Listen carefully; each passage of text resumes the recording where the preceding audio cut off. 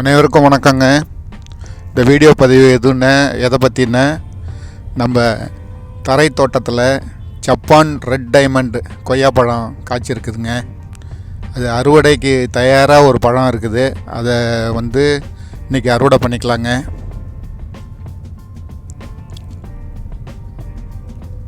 Red diamond கொய்யாப்பழம் அது எப்படி இருக்குன்னா நல்ல சிகப்பாக இருக்குங்க. உள்ள டேஸ்ட்டு அல்டிமேட்டாக இருக்குங்க. நல்ல டேஸ்ட்டு பாருங்கள். இப்போ அறுவடை பண்ணியாச்சு.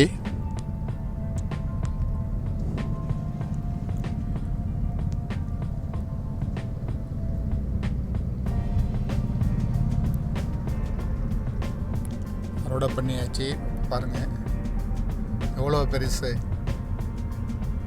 சூப்பரான ரெட் டைமண்ட் கொய்யா. இதை கட் பண்ணி இப்போ பார்க்கலாங்க.